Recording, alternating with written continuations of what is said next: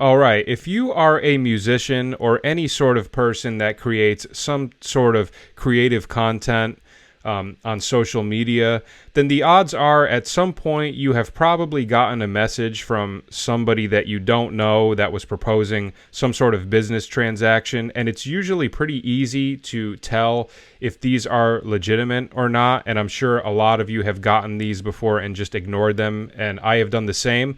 But I got involved in one this past week that I thought was pretty interesting, and I learned a few new things because of it. So I figured it would be good to make a video kind of talking through it and talking about what sort of scam this guy was trying to pull on me. And that way, if anybody else ever encounters something like this, then you are aware of it, because after doing some research about this online, this is a pretty common scam that some people do fall for. And luckily I didn't fall for it, but at the very least I figured I should at least expose what these people are doing, so anybody that gets approached with something like this in the future knows what they are dealing with.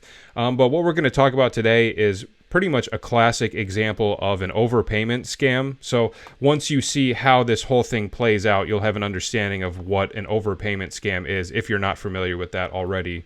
So last week I get a message from a guy on Instagram that I don't know, and it says, "Hi, are you available to play guitar over a soundtrack?" Now, I get a lot of random messages like this all the time, and usually I just ignore them, but sometimes I'll just respond just to see if anything comes out of it. And one of the reasons why I do this is because there have been instances in the past where people have reached out to me and I thought it was a scam.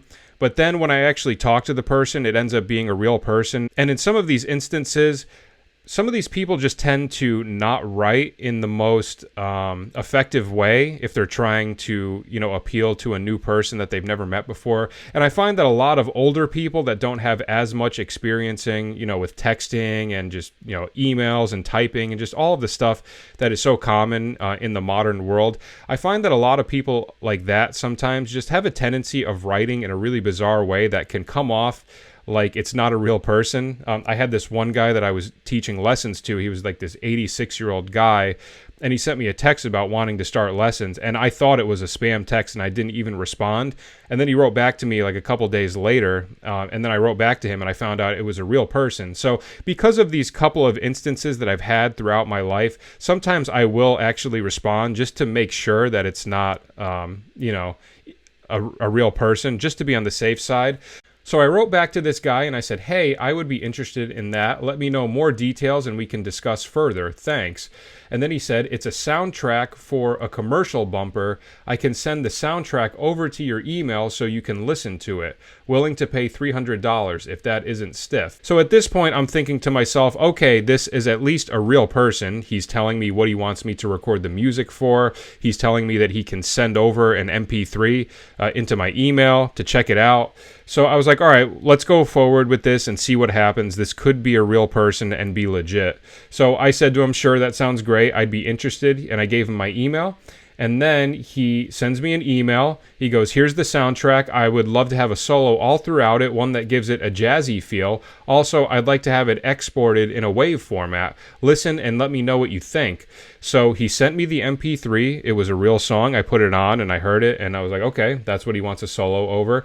He said that he wants it in a WAV format, so he seems to know at least something about music. So at this point, I'm kind of 50-50. I'm like, this could be a scam, but maybe this is a legitimate thing.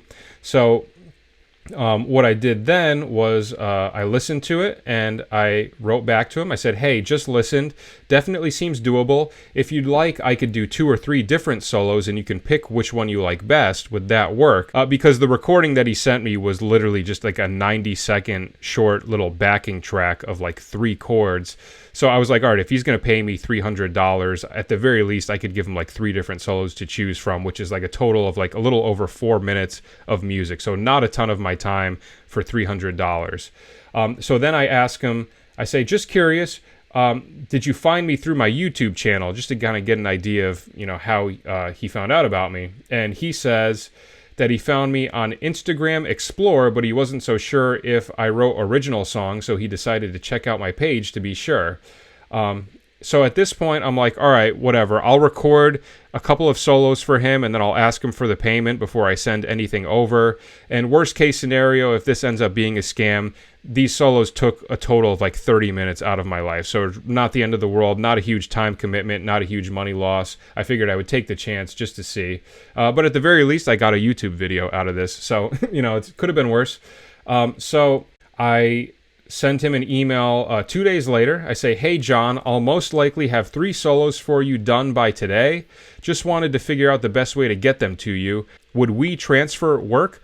Also, I was going to send the solos along with the backing track as well as just the dry guitar parts soloed with no plugins. Would that work? Also, what did you want to do for payment? I can do Venmo or PayPal if either are options. Once the payment is received, I can send everything over. Thanks. So that was my leverage. I was like, I'm not sending any music until I receive the payment and the check clears, because that's a whole nother thing. Like, you can get the payment, but that doesn't necessarily mean that the money is cleared. So that was my plan going into this, and I stuck to that. So he writes back. He says, that works fine for me. And then he goes, about the payment. And as soon as I saw the words about the payment, I was like, all right, here we go. Let's hear it. And he goes, I'm paying from my business checking, which doesn't support third-party apps. It's a check. I'll need your name so I can send it over. You can just scan via the deposit option in your bank app. So at this point, I've pretty much lost hope of this being a legitimate thing. But I'm like, all right, well, I have the songs recorded. I'll just give him my name, and we'll see what happens with this check that can't be used through third-party apps. So I wrote back. I said, sounds good. For the check, my name is Mike Gaudette. Let me know if you need any additional info, and we can move forward with everything. Thanks a lot. And he goes, all right, your check is processing right now. I'll let you know when it has been processed. So this was Friday. I'm recording this on Monday, so 3 days ago. So I get an email this afternoon. Here's where it gets interesting. So he goes, hey there, here's your check. You can just open the image on your computer screen or any other phone screen, so you'll use your phone to scan it via the deposit option in your bank app. So the first thing that immediately stood out to me was that the check was written for $3,000, not $300 like we had agreed upon. At this point, I'm like, I don't really know what I should do. I'm just going to write back and confirm that $3,000 is the right amount. So I wrote back and I said, also, just wanted to double check and make sure that the $3,000 is the correct amount. So here's where it all comes out. So he goes, hi, Mike. I had my account assistant send you the check, so I didn't double check it before she sent it over. I'm only just seeing it now. Apparently, my assistant requested a check for $3,000 instead of $300 to my manager. And now he processed a check for that amount.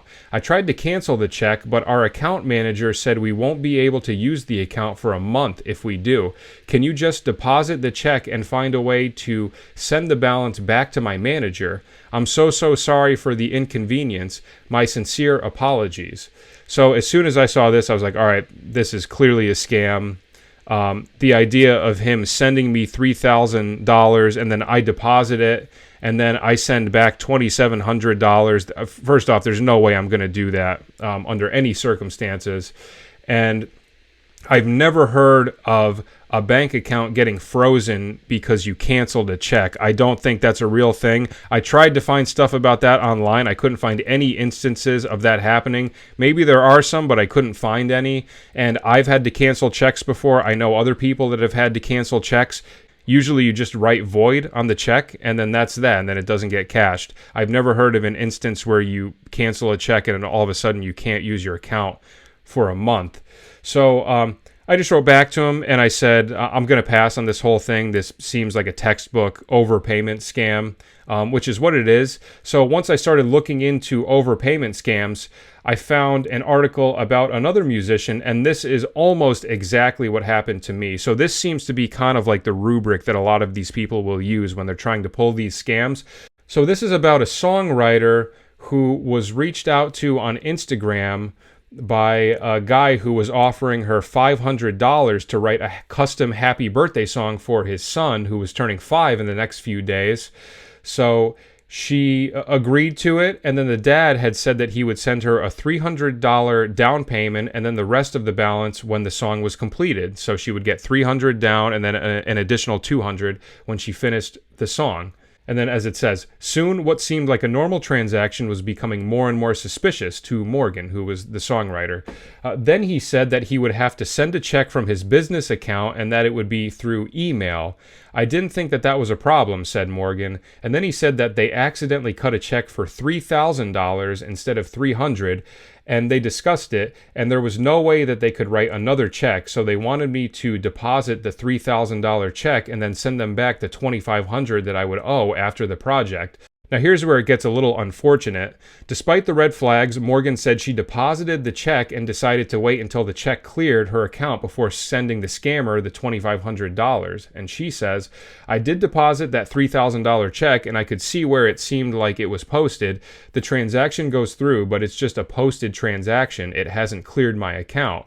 I can tell at that point that it was definitely a scam because he was very pressuring about sending back that $2,500 that I owed him, but the check hadn't cleared yet. Now they get a woman from the Better Business Bureau to weigh in on this, and she says that it's really obvious that it's a scam because they are refusing to issue a separate check. If you know the check amount is wrong, or if the payment is more than what they had originally requested, you need to be really careful with that. Don't accept that form of payment. Anybody who's really doing legitimate business with you, if they accidentally make an overpayment on the check, they're going to be willing to send you a new check, which seems completely normal. The idea that this guy couldn't just send me a different check for $300 and is saying instead that I have to take $3,000 and then send him back $2,700, otherwise his manager's bank account is going to get frozen for canceling a check, just doesn't make any sense at all. And I think as musicians and as people who are doing this for a living, it is really important that we expose these people anytime something like this happens. So maybe for a lot of you, if something like this popped up, you would have just ignored it and not fallen for it. But I did get into it, and ultimately it didn't end up being something legitimate, but I did learn a couple of things through the process, and now moving forward, I know what an overpayment scam is, which is something I've never heard of before, but through this experience, I learned about it, and now I'm sharing it with everyone here. So that is the video for today. So hopefully you have a little bit of a better idea of one type of scam that is fairly common, happening all throughout social media. And if it happens to you now, hopefully you can watch for these red flags and not fall for any sort of scams that could end up costing you a lot of money. So hopefully this video was informative. I appreciate you watching it. And that is it for today. I'll see you at the next video. Take care.